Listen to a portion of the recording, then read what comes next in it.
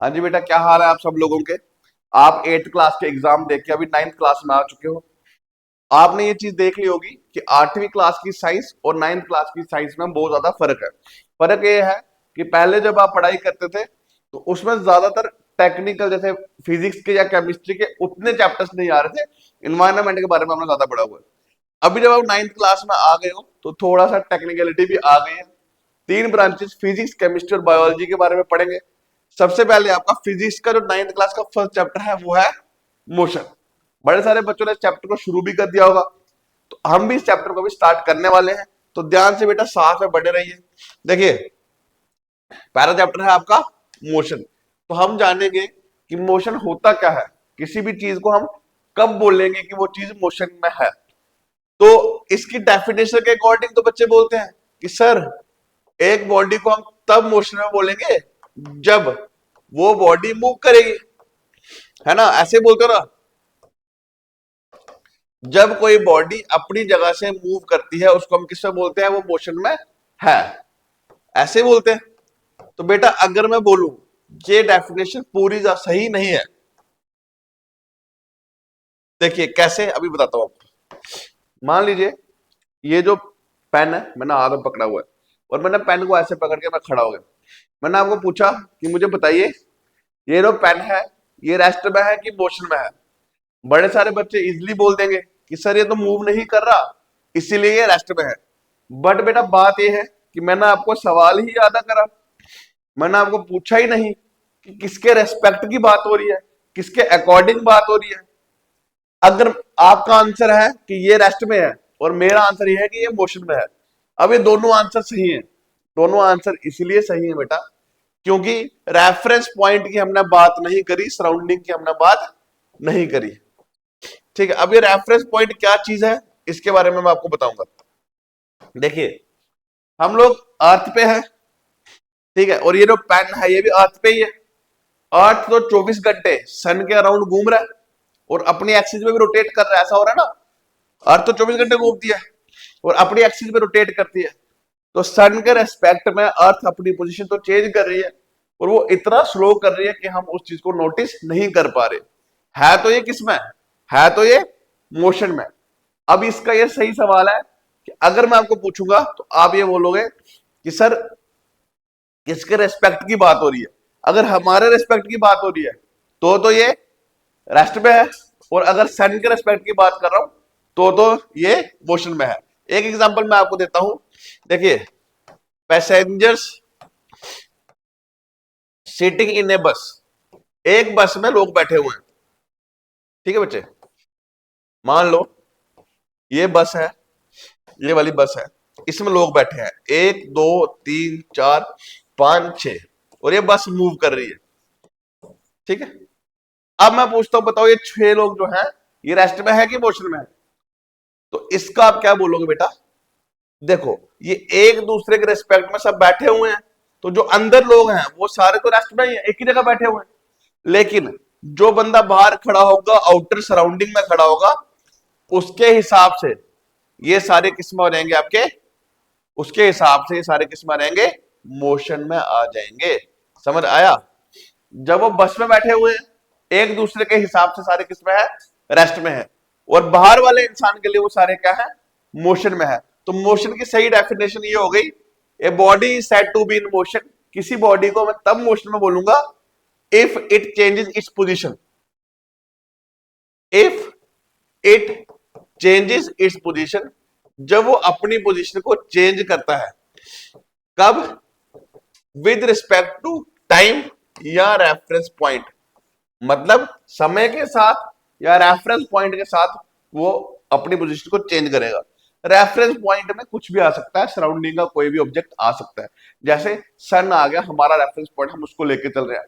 Passenger जो गाड़ी में बैठे हुए बाहर वाले पेड़ों को रेफरेंस पॉइंट लेके चल रहे हैं। तो reference point can be different for different bodies. Clear हो गया। चलिए आगे बढ़ेंगे बच्चे। ये आ गया आपका मोशन का। अगला है बेटा कि रेस्ट क्या होता है। कब बोल लेंगे हम किसी बॉडी को कि वो बॉडी हमारी रेस्ट में है। तो सेम वही सवाल आ गया, रेस्ट में क्या होगा। वहां पे जो डेफिनेशन थी सेम डेफिनेशन है, बस इसमें लिखेंगे it does not changes its position, it does not changes its position. Motion में क्या होता है, बॉडी अपनी पोजीशन को चेंज करती है रेफरेंस पॉइंट के साथ, रेस्ट में जो है वो बॉडी चेंज नहीं करती है।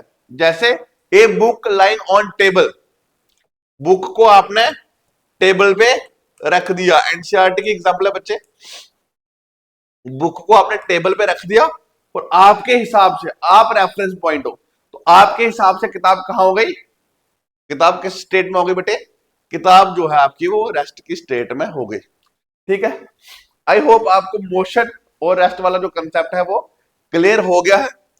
अब हमें थोड़ा ये जो मैं आपको पढ़ा रहा हूं, ये चैप्टर का इंट्रो है, ये क्या है, चैप्टर का इंट्रोडक्शन है। इंट्रोडक्शन में आपने मोशन और रेस्ट क्लियर कर दिया। अब मोशन की टाइप देखिए, ऐसे तो बहुत सारी टाइप्स है, जो आपको अभी पढ़नी है उसमें क्या क्या है। एक होता है बेटा यूनिफॉर्म मोशन, एक होता है आपका यूनिफॉर्म मोशन, यूनिफॉर्म मोशन। दूसरा कौन सा होता है हमारा, नॉन यूनिफॉर्म मोशन। अभी इसकी बड़ी सारी टाइप्स है, लेकिन ये मेजर क्लासिफाइड है, यूनिफॉर्म मोशन और नॉन यूनिफॉर्म मोशन। तो बेटा बात आ गई, यूनिफॉर्म क्या होता है, यूनिफॉर्म क्या होता है। आप लोग स्कूल जाते हो, यूनिफॉर्म पहनते हो, यूनिफॉर्म का मतलब क्या हुआ, क्यों पहनते हो, यूनिफॉर्म पहनते हो एक जैसा दिखने के लिए, है ना। यूनिफॉर्म का मतलब यूनि मतलब सिंगल, फॉर्म मतलब सिंगल फॉर्म, है ना, ये होगा ना, यूनि मतलब सिंगल फॉर्म, एक ही फॉर्म में सब दिखेंगे। यूनिफॉर्म मोशन वो होता है बेटा जब कोई बॉडी चल रही है और वो इक्वल डिस्टेंस कवर कर रही है, इक्वल डिस्टेंस कवर कर रही है इन इक्वल टाइम। मतलब ये हो रहा है, मतलब ये हो रहा है बेटा, अभी आपको डायग्राम से ज्यादा अच्छे समझ आएगा। जैसे मान लो ये पॉइंट है ए, ये पॉइंट है बी, ठीक है, पूरा डिस्टेंस है 100 किलोमीटर का, ये इतना दे गया 20, ये भी मैंने ले लिया 20, ये भी ले लिया 20, चलो पूरा 60 का है, यहां तक मान लो 60 किलोमीटर का डिस्टेंस है। ठीक है, तो हमने क्या किया बेटा, हमने ले लिया इनको तीन पार्ट में बांट दिया, 20 20 20, ये आ गया सी डी और ई, क्लियर हो गया। ठीक है, मान लो ए से सी तक जाने में 10 मिनट लग रहे हैं, फिर सी से डी जाने में भी 10 मिनट लग रहे हैं, और फिर डी से ई जाने में भी 10 मिनट लग रहे हैं। तो हर 10 मिनट में 20 किलोमीटर कवर किया जा रहा है। तो डिस्टेंस कितना आ रहा है आपका 20 का, और टाइम कितना आ रहा है 10 का। तो डिस्टेंस भी सेम है, टाइम भी सेम है। ये आपका हो गया यूनिफॉर्म मोशन। ऐसा मोशन रियल लाइफ में कम देखने को मिलता है, क्योंकि पूरा थ्रू आउट सेम मोशन बनाना मुश्किल है, कोई ना कोई रुकावट रास्ते में आ जाती है। तो इसकी एग्जांपल में हम लिखेंगे motion of earth, motion of earth around sun, sun के अराउंड, सन के अराउंड जिस मोशन से अर्थ मूव करती है उसको हम क्या बोलेंगे, यूनिफॉर्म मोशन। 365 डेज लेगी एक चक्कर काटने में, डिस्टेंस हर साल सेम, डेज हर साल सेम, तो सेम डिस्टेंस सेम टाइम लेती है अर्थ घूमने में। वो कौन सा मोशन हो गया बेटा, वो हो गया हमारा यूनिफॉर्म मोशन। कौन सा मोशन हो गया वो, यूनिफॉर्म मोशन। नेक्स्ट हम क्या पढ़ेंगे, नेक्स्ट हम पढ़ेंगे नॉन यूनिफॉर्म मोशन क्या होता है। नॉन यूनिफॉर्म मोशन क्या होता है, देखो एक पढ़ोगे दूसरा खुद ब खुद आ जाएगा, दूसरा खुद ब खुद आ जाएगा। नॉन यूनिफॉर्म मोशन में क्या होता है, नॉन यूनिफॉर्म मोशन में इक्वल टाइम होता है, बट क्या होता है, अनइक्वल डिस्टेंस होता है। समझ आया, टाइम सेम रहेगा, डिस्टेंस चेंज होता रहेगा। जैसे वही वाली एग्जांपल, ए से बी तक जाना है, सी पे आ गया 20, डी पे मान लो 30 कर दिया, फिर इस पे 10 कर दिया, सी डी ई, क्लियर है, डिस्टेंस अलग अलग हो गया। पहले आप ए से सी तक 20 किलोमीटर कवर करा, फिर सी से डी तक आपने 10 किलोमीटर, फिर डी से ई तक 10 किलोमीटर, ये सब में टाइम आपने 10 मिनट का ही लगाया, सब में टाइम किसका लगाया, 10 मिनट का ही समय लगाया। तो हर 10 मिनट में अलग अलग डिस्टेंस कवर हो रहा है, हर 10 मिनट में अलग अलग डिस्टेंस कवर हो रहा है। तो ये आपका कौन सा मोशन हो गया बेटा, नॉन यूनिफॉर्म मोशन। कौन सा मोशन हो गया, नॉन यूनिफॉर्म मोशन। इसकी बड़ी सारी एग्जांपल्स है, आप बाइक लेके जा रहे हो, बाइक ऑन डिफरेंट स्पीड, अलग अलग स्पीड में बाइक को चला रहे हो, ठीक है। तो ये आपका कौन सी एग्जांपल हो गई, नॉन यूनिफॉर्म मोशन की। और बड़े सारे एग्जांपल, हम चल रहे हैं, पहले हम दौड़ रहे हैं, फिर स्लो हो गए, फिर दौड़ रहे हैं, तो ये आपकी किसकी एग्जांपल हो गई, नॉन यूनिफॉर्म मोशन की। मोशन और उसकी टाइप्स हमने दो पढ़ी, ठीक है। अब कुछ चीजें हैं जो इस चैप्टर के हिसाब से आपको आनी चाहिए। एक होता है जी डिस्टेंस, किसको बोलते हैं, दूसरा होता है डिस्प्लेसमेंट, किसका नाम है। चलो ये तो आपको ना, ये आपको डेफिनेशन से नहीं समझ आएगा, ये आपको डायग्राम से ही समझ आएगा, ठीक है। मान लो बच्चे ये है ए पॉइंट, ये है बी पॉइंट, यहां से यहां तक का डिस्टेंस है 10 किलोमीटर मान के चलते हैं, ठीक है। ये मान लो आपका घर है, ये आपका स्कूल है, तो घर से स्कूल जो है 10 किलोमीटर की दूरी पे है। हमने बोला आपको जी आप घर से स्कूल जाइए, बट आपने क्या किया बेटा, देखो आपने क्या किया, आप यहां से अपने एक दोस्त के घर गए, फिर वहां से दूसरे दोस्त के घर गए, फिर वहां से स्कूल गए, क्लियर। आपके दोस्त का ये वाला घर है 10 किलोमीटर, मान लो ये है 15 किलोमीटर, और यहां से डिस्टेंस है 5 किलोमीटर। अब मैंने आपको बोला था कि आप ए से बी तक डायरेक्ट स्कूल जाओ, बट आप अपने दोस्तों को भी साथ लेके गए।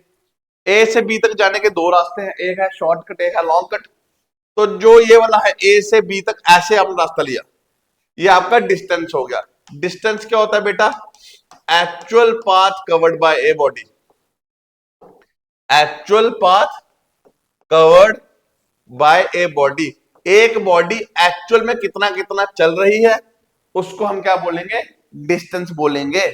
मान लो आप गाड़ी चला रहे हो, आप गाड़ी पे देखते हो, अभी आप चले 100 किलोमीटर, जब चला के आए गाड़ी दिखाती है 200 किलोमीटर, उसमें ये थोड़ी दिखाते हैं कि आप कहां कहां गए थे, उसमें सिर्फ दिखाती है कि आप कितना चल चुके हो, ठीक है। तो उसको बोलेंगे डिस्टेंस। ये डायरेक्शन वगैरह किसी चीज पे डिपेंड नहीं करता, बस जहां गया कवर हुआ, दैट इज इट। डिस्प्लेसमेंट क्या हो गया, ए से बी तक का, ए से बी तक का सबसे छोटा रास्ता, तो डिस्प्लेसमेंट क्या हो गया, shortest distance, shortest distance between two points बोल सकते हो। सबसे छोटा वाला डिस्टेंस आपका क्या कहलाएगा, डिस्प्लेसमेंट कहलाएगा। तो कहने का मतलब यह है कि जो डिस्प्लेसमेंट है वो डिस्टेंस हमेशा हो सकता है, लेकिन जो डिस्टेंस है वो हमेशा डिस्प्लेसमेंट नहीं हो सकता। समझ आ रहा है, ए से बी तक डिस्टेंस भी 10 है, डिस्प्लेसमेंट भी 10 है, लेकिन ए से बी तक अगर ऐसे आओगे, डिस्टेंस कितना है आपका 30, डिस्प्लेसमेंट आप ऐसे नहीं बता सकते। क्लियर हो गया, समझ आया। डिस्टेंस हो गया एक्चुअल में कितना कवर किया, डिस्प्लेसमेंट हो गया सबसे छोटा वाला रास्ता, ठीक है। डिस्टेंस भी लेंथ होती है, डिस्प्लेसमेंट भी लेंथ होती है। इसको मेजर किया जाता है मीटर में, किसमें बेटा मेजर किया जाता है इसको, मीटर में। इसको भी किसमें मेजर किया जाता है, इसको भी किसमें मेजर किया जाता है, ठीक है। डिस्टेंस को भी मीटर में मेजर करेंगे, डिस्प्लेसमेंट को भी किसमें मेजर करेंगे बेटा, मीटर में ही मेजर करेंगे। क्लियर है यहां तक, ठीक है। एक मिनट, ठीक है। डिस्टेंस को भी मीटर में मेजर करेंगे, डिस्प्लेसमेंट को भी मीटर में ही मेजर करेंगे। इतना क्लियर। अच्छा मैं ये क्या लिख रहा हूं, एस आई यूनिट।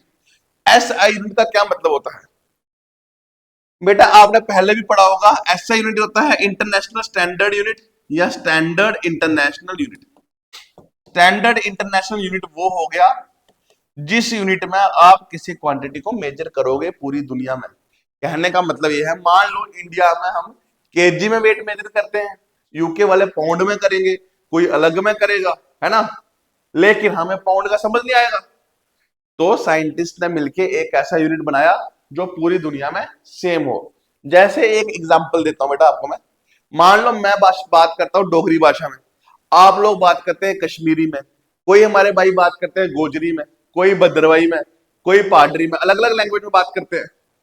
अब बात यह है, सब लोग अलग अलग लैंग्वेज में बात करते हैं, लेकिन जब हमें आपस में बात करनी होगी तब हम कैसे बात कर पाएंगे, हिंदी में बात कर पाएंगे ना, क्योंकि आपकी कश्मीरी भद्रवाही मुझे समझ नहीं आएगी और मेरी डोगरी आपको समझ नहीं आएगी। तो इस टाइम पे हिंदी हमारी स्टैंडर्ड लैंग्वेज होगी जो सबको समझ आए। वैसे ही एक स्टैंडर्ड यूनिट होता है जो सबको समझ आता है, ऑल इंडिया, ऑल वर्ल्ड में, हर जगह पे। क्लियर हो गया। इतना क्लियर हो गया। देखो अगर आप ए से बी तक इस रास्ते से जाते हो और फिर बी से ए तक दोबारा वापस जाते हो तो आपका डिस्टेंस डबल हो जाएगा। क्या हो जाएगा? डिस्टेंस आपका डबल हो जाएगा। पता चल रहा है? इतना आपने कवर किया। मान लो आप घर से किसी हिल स्टेशन पे, चलो जम्मू से आप पत्नीटॉप घूमने गए, 100 किलोमीटर का डिस्टेंस है, वापिस आए तो कितना हो गया? 200 किलोमीटर। डिस्टेंस में सिर्फ प्लस होता जाएगा, डिस्टेंस कभी माइनस नहीं होगा। तो पहला पॉइंट हम लिखेंगे, distance can never be negative. Distance can never be negative. Distance हमेशा पॉजिटिव होगा, नेगेटिव नहीं होगा। लेकिन डिस्प्लेसमेंट के केस में उल्टा हो जाता है।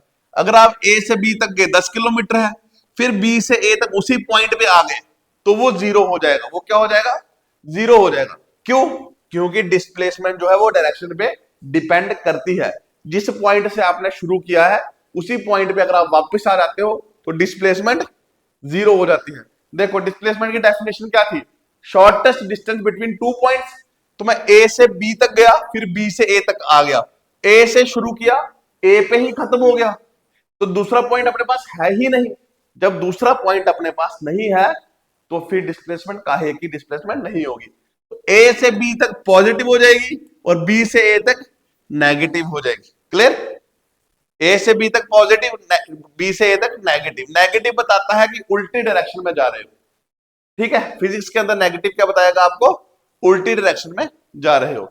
डिस्टेंस कभी नेगेटिव नहीं होता, बट डिस्प्लेसमेंट जो है वो नेगेटिव हो सकती है। Displacement can be positive, negative and zero. ठीक है, पॉजिटिव, नेगेटिव एंड जीरो जो है आपकी डिस्प्लेसमेंट हो सकती है, कोई परेशानी वाली बात नहीं है। दूसरा, डिस्टेंस जो है डायरेक्शन पे, जो डिस्टेंस है बेटा वो डायरेक्शन पे डिपेंड नहीं करता, बस डिपेंड करता है कि कितना कवर हुआ। डिस्प्लेसमेंट जो है वो डायरेक्शन पे डिपेंड करेगा, किस साइड जा रहे हो। अगर सीधा जा रहे हो पॉजिटिव, वापस आ रहे हो तो नेगेटिव हो जाएगा। समझ आ रहा है? डिस्टेंस देखो बेटा, मैं यहां पे खड़ा हूं, मैं यहां तक चला, फिर मैं वापस उसी जगह पे चला गया, तो डिस्टेंस तो डबल हो गया ना, जितना वहां से वहां तक, फिर वहां से वहां तक कवर हो गया बराबर। लेकिन डिस्प्लेसमेंट कितनी हो गई? बहुत बढ़िया, डिस्प्लेसमेंट हो गई जीरो, क्योंकि सर पॉइंट आपका क्या था? सेम था। अच्छा एक चीज मैं आपको बता देता हूं, डिस्टेंस जो है वो हमेशा क्या होगा बेटा? Greater than equal to displacement. मतलब डिस्टेंस जो है या तो डिस्प्लेसमेंट के बराबर होगा या उससे बड़ा होगा, कभी उससे छोटा नहीं हो सकता। एग्जाम्पल देखो कैसे, ए से बी तक डिस्प्लेसमेंट कितनी है? 10, तो डिस्टेंस भी क्या होगा? 10 ही होगा। इससे कम तो कैसे ही होगा? इससे कम नहीं होगा। या तो बड़ा होगा या तो बराबर होगा। अगर मैं डिस्टेंस यहां पे लिख रहा हूं, इस डिस्प्लेसमेंट को इसके नीचे ले आता हूं, मैथ पढ़ा हुआ ना अपन ने, इधर ले आता हूं, तो ग्रेटर देन और इक्वल टू ऐसे आ गया। यहां पे कुछ नहीं था तो क्या बचेगा? 1 बचेगा। भाई ये तो नीचे आ गया, तो यहां क्या बचेगा? 1। तो ये लिख सकते हो, डिस्टेंस को डिस्प्लेसमेंट से डिवाइड करोगे, आंसर या तो 1 के बराबर आएगा या तो उससे बड़ा आएगा, कभी छोटा नहीं आएगा। क्यों? क्योंकि डिस्प्लेसमेंट जो है वो डिस्टेंस से छोटा हो सकता है, लेकिन डिस्टेंस कभी डिस्प्लेसमेंट से छोटा नहीं हो सकता। तो अभी हमने आपको मोशन की क्या पढ़ाया? मोशन और रेस्ट। देखो हमने क्या पढ़ा, याद रखना हमने क्या पढ़ा। हमने 4 चीजें पढ़ी। मोशन, उसकी टाइप पढ़ी, कौन कौन सा? यूनिफॉर्म, दूसरा क्या पढ़ा? Non uniform. ठीक है, ये पढ़ लिया। और हमने क्या पढ़ा? रेस्ट के बारे में पढ़ा। और हमने क्या पढ़ा? डिस्टेंस, डिस्टेंस के बारे में पढ़ा। और हमने क्या पढ़ा? डिस्प्लेसमेंट के बारे में पढ़ा। ठीक है बेटा, ये हमने चीजें पढ़ी। अगर आप 9th क्लास के बच्चे हो और हमारी वीडियो देख रहे हो तो आप इस चैनल को बेटा सब्सक्राइब कर लो। सिर्फ 9th के लिए नहीं है, 8th, 9th, 10th, 11th, 12th, किसी भी स्ट्रीम से, किसी भी स्कूल का बच्चा अगर हमें देख रहा है तो वो सब्सक्राइब कर लो। आपको सारा कंटेंट यूट्यूब पे मिलने वाला है, सारी वीडियोस अब रेगुलरली आएंगी। थैंक यू बच्चे, thank you so much. Next video में हम मिलेंगे।